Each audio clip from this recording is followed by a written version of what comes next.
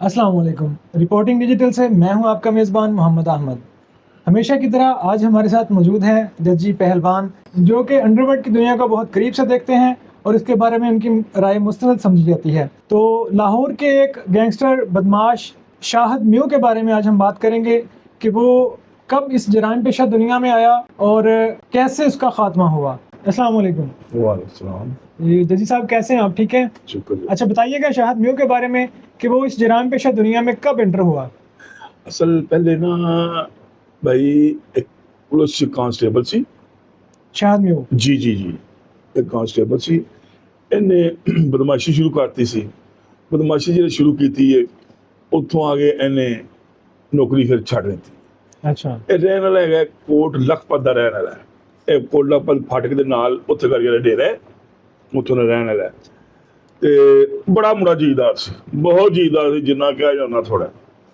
ਇਹਨੇ ਵੱਡੇ ਵੱਡੇ ਲਾਹੌਰ ਦੇ ਜਿਹੜੇ ਗੈਂਗ ਆ, ਮੇਰਾ ਮਤਲਬ ਦੁਸ਼ਮਨਦਾਰ, ਇਸ ਤੋਂ ਨੰਬਰਦਾਰ ਹੋ ਗਿਆ, ਅੰਜਲਵਾਲ ਵਾਲਾ ਉਹ ਹੋ ਗਿਆ, ਹੋਰ ਬੜੇ ਬੜੇ ਵੱਡੇ ਮੇਰਾ ਮਤਲਬ ਜਿਹੜੇ ਦੁਸ਼ਮਨਦਾਰ ਉਹਨਾਂ ਦੇ ਨਾਲ ਵੀ ਆ ਰਿਹਾ। ਤੇ ਉਸ ਤੋਂ ਬਾਅਦ ਇਹਨੇ ਅਖੀਰ ਤੇ ਆਪਣਾ ਫਿਰ ਗੈਂਗ ਵੀ ਬਣਾ ਲਿਆ ਸੀ। ਤੇ ਇਹ ਲਾਹੌਰ ਦੀ ਸਾਡੇ ਇੱਕ ਮਤਲਬ ਪੰਜਾਬ ਦੀ ਕਹਿ ਲਓ ਜਾਂ ਪਾਕਿਸਤਾਨ ਦੀ ਕਹਿ ਲਓ, ਇੱਕ ਫਿਲਮੀ ਐਕਟਰ ਉਹਦਾ ਨਾਂ ਅੰਜਮਨ। अच्छा ਅੰਜਮਨ ਉਹਦੀ ਤੇ ਉਹਦੇ ਬੰਦੇ ਦੀ ਮਬੀਰ ਮਲਕ ਦੀ ਆਪਸ 'ਚ ਮੀਆਂ ਬੀਵੀ ਦੀ ਕੋਈ ਦੁਸ਼ਮਣੀ ਚੱਲ ਪਈ ਸੀ। सही ਦੁਸ਼ਮਣੀ ਚੱਲ ਪਈ ਸੀ ਤਾਂ ਉਹਦੇ ਵਿੱਚ ਆ ਕੇ ਕੀ ਨਾਂ ਹੈ ਜਿਹੜਾ ਅੰਜਮਨ ਸੀ, ਅੰਜਮਨ ਨੇ ਆਪਣਾ ਬਾਡੀਗਾਰਡ ਇਹਨੇ ਨਾਲ ਰੱਖ ਲਿਆ ਇਹਨੂੰ ਸ਼ਦਮੀ ਪਸੰਦ ਵੀ ਕਰਦਾ ਸੀ सही सही सही ਇਹਨੂੰ ਅੰਜਮਨ ਨੂੰ। ਅੱਗੋਂ ਮੁਬੀਨ ਮਲਕ ਜਿਹੜਾ ਸੀ ਉਹਨੇ ਨਾਂ ਰੱਖ ਲਿਆ ਸੀ ਅਮਰ ਬੱਟ, ਕੋਠੇ ਪਿੰਡ ਵਾਲਾ ਟਾਊਨਸ਼ਿਪ ਦੇ ਉੱਥੋਂ ਦਾ, ਕੋਠੇ ਪਿੰਡ ਵਾਲਾ ਅਮਰ ਬੱਟ। सही, सही। ਇਹਨਾਂ ਦੀ ਬਹੁਤ ਜ਼ਿਆਦਾ ਲਾਹੌਰ 'ਚ ਬੜੀ ਅਜੀਬ ਜਿਹੀ ਦੁਸ਼ਮਣੀ ਚੱਲ ਪਈ ਸੀ इन दोनों की आपस में। ਆਪਸ 'ਚ। ਦੁਸ਼ਮਣੀ ਅੱਗੇ ਵੀ ਆਪਸ 'ਚ ਇਹਨਾਂ ਦੋਨਾਂ ਦੀ ਚੱਲਦੀ ਸੀ, ਅਮਰ ਬੱਟ ਦੀ ਤੇ ਇੱਕ ਸ਼ਦਮੀ ਉਹਦੀ। ਉਤੋਂ ਫਿਰ ਇਹ ਜਿਹੜੀ ਇਹ ਮੇਰਾ ਮਤਲਬ ਅੰਜਮਨ ਤੇ ਮੁਬੀਨ ਮਲਕ ਦੀ ਉਹਦੇ ਨਾਲ ਲੱਗ ਗਏ, ਉਹਨਾਂ ਨੇ ਜਿਹੜੇ ਲੱਗੇ ਨੇ ਹੈ ਤੇ ਫਿਰ ਹੋਰ ਜ਼ਿਆਦਾ ਦੁਸ਼ਮਣੀ ਇਹਨਾਂ ਦੀ ਬਹੁਤ ਜ਼ਿਆਦਾ ਵੱਧ ਗਈ ਸੀ। ये शाहिद म्यू जो है ये अदाकारा अंजुमन का आशिक था। ਉਹਨਾਂ ਇਸ਼ਕ ਕਰਦਾ ਸੀ ਉਹਨਾਂ ਨਾਲ। अच्छा अच्छा। ਹਾਂਜੀ ਉਹਨਾਂ ਇਸ਼ਕ ਕਰਦਾ ਸੀ। ਉਤੋਂ ਫਿਰ ਉਂਝ ਵੀ ਇਹਨਾਂ ਦੀ ਆਪਸ 'ਚ ਦੋਨਾਂ ਦੀ ਦੁਸ਼ਮਣੀ ਸੀ, ਅਮਰ ਬੱਟ ਦੀ ਤੇ ਇਹਦੀ ਇੱਕ ਸ਼ਦਮੀ ਉਹਦੀ। ਤੇ ਜਿਹੜੇ ਫਿਰ ਉਦੋਂ ਇਹਨਾਂ ਆਪਸ 'ਚ ਉਹ ਗਨਮੈਨ ਰੱਖ ਲਿਆ ਇਹਨਾਂ ਦੋਨਾਂ ਨੇ। ਇਹਨੇ ਮੁਬੀਨ ਮਲਕ ਨੇ ਰੱਖ ਲਿਆ ਇਹਨੂੰ ਕਿ ਅਮਰ ਬੱਟ ਨੂੰ, जी ਤੇ ਅੰਜਮਨ ਨੇ ਇਹ ਨਾਲ ਲਾ ਲਿਆ ਸੀ ਕਿ ਨਾ ਸ਼ਦਮੀ ਨੂੰ।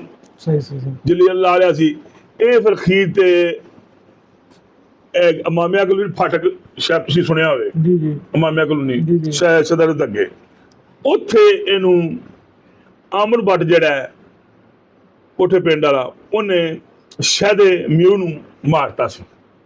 अच्छा अच्छा। ਸ਼ਾਹਦੇ ਮਿਊ ਨੂੰ ਮਾਰਤਾ ਸੀ। ਉਹ ਜਿਹੜੇ ਮਾਰਿਆ ਗਿਆ ਉਸ ਤੋਂ ਬਾਅਦ ਅਮਰ ਬੱਟ ਜਿਹੜਾ ਹੈ ਉਹ ਮੈਂ ਇਲਾਕੇ ਗੈਰ ਜਾ ਕੇ ਉਹ ਵੀ ਪੁਲਿਸ ਮੁਕਾਬਲੇ 'ਚ ਉਹ ਵੀ ਮਾਰਿਆ ਗਿਆ। सही सही। मतलब अमर भट्ट जो था उसने शाहिद म्यू को मारा, उसके बाद वो खुद पुलिस मुकाबले में ਉਹ ਵੀ ਮਾਰਿਆ ਗਿਆ। अच्छा ये जो शाहिद म्यू है इसके जी। गैंग में और कौन कौन से लोग शामिल थे? ਇਹ 'ਚ ਬੜੇ ਮੈਂ ਤੁਹਾਨੂੰ ਦੱਸਿਆ ਅਮਰ ਬੱਟ ਦੇ, ਤੁਹਾਨੂੰ ਦੱਸਿਆ ਬੜੇ ਮੁੰਡੇ ਆ ਲਾਹੌਰ 'ਚ, ਬੜੇ ਮੁੰਡੇ ਆ ਤਕਰੀਬਨ। अमर भट्ट इसी के गैंग में था? ਨਹੀਂ ਅਮਰ ਬੱਟ ਇਹ ਗੈਂਗ ਦੇ ਨਹੀਂ ਸੀ, ਉਹਦਾ ਆਪਣਾ ਗੈਂਗ ਸੀ ਅਮਰ ਬੱਟ ਦਾ, ਉਹਦਾ ਆਪਣਾ ਸੀ। ਸ਼ਾਇਦ ਮਿਊ ਦਾ ਆਪਣਾ ਸੀ। ਇਹ ਪਹਿਲੇ ਕਾਂਸਟੇਬਲ ਸੀ, ਉੱਥੋਂ ਆ ਗਏ ਨੇ ਬਦਮਾਸ਼ੀ ਸ਼ੁਰੂ ਕੀਤੀ ਹੈ, फिर ਇਹਨੇ आ गए अपनी नौकरी छाड़ दी थी, कांस्टेबल सी। मतलब पुलिस में जब इसकी जॉब हो गई है तो उसके बाद ये जराइम पेशा दुनिया में एंटर हुआ है। हाँ जी, आ गया, फिर इन्हें नौकरी छाड़ दी थी फिर इन्हें। कोई ऐसा इसका एक ऐसा वाकया बता दें लाहौर का। ਤੁਹਾਨੂੰ ਦੱਸਿਆ ਨਾ ਡੇਰੇ ਦੇ ਜਿੰਨੇ ਦੁਸ਼ਮਨਦਾਰ ਲਾਹੌਰ ਦਾ ਸਭ ਤੋਂ ਵੱਡਾ ਦੁਸ਼ਮਨਦਾਰ ਹੈਗੇ ਸੀ ਇਸ ਤੋਂ ਨੰਬਰਦਾਰ, ਉਸ ਗੈਂਗ ਦੇ ਨਾਲ ਵੀ ਕੰਮ ਕਰਦਾ ਸੀ, ਉਹਨਾਂ ਦੇ ਵੀ ਬੰਦੇ ਮਾਰਦਾ ਸੀ ਇਹ। अच्छा, ਉਹਨਾਂ ਦੇ ਵੀ ਬੰਦੇ ਮਾਰਦਾ ਸੀ। मतलब ये शूटर भी था? हाँ जी, शूटर भी था, ਤੁਹਾਨੂੰ ਦੱਸਿਆ ਤੇ ਹੈ। अच्छा, ये शाहिद म्यू जो है ये उस टाइम असला कौन सा इस्तेमाल करता था? उस वक्त चलती कलेक्शन सी। अच्छा, हाँ जी, कलेक्शन को मतलब ये अपना जो शूटर का काम था वो सारा कलेक्शन से करता था। कलेक्शन अच्छा, शाहिद म्यू का जो भाई था वो आपका दोस्त था? मेरा दोस्त सी। अभी भी है वो भी इस दुनिया में ਹੈਗਾ ਬਿਲਕੁਲ। ਉਹ ਜਿਹੜਾ ਡੇਰਾ ਹੈ ਕੋਲ ਫਾਟਕ ਕੋਲ ਲਖਪਤ ਦੇ ਕੋਲ ਫਾਟਕ ਦੇ ਨਾਲ ਇਹਨਾਂ ਦਾ ਡੇਰਾ ਹੈ ਜੀ। वो भी लाहौर का बदमाश है? ਬਿਲकुल ਬਿਲकुल ਲਾਹੌਰ ਦੇ ਨੇ, ਇਹਨਾਂ ਦੇ ਲਾਹੌਰ ਦੇ ਨੇ। सही सही। हाँ जी, तो इसका बाकी खानदान, इसकी शादी हुई थी? ਇਹਦੀ ਸ਼ਾਦੀ ਮੈਂ ਹੋਈ ਸੀ ਇਹਦੀ ਸ਼ਾਦੀ ਹੈ ਸੀ तो बच्चे इसके हैं अभी यहाँ लाहौर में ही? ਨਾ, ਕਿਉਂਕਿ ਲੋੜ ਦੇ ਨੇ ਇਹਨਾਂ ਦੀ ਲੋੜ ਦੇ ਨੇ, मतलब उसका नाम खत्म हो गया तो पूछे उसकी फैमिली का भी नाम?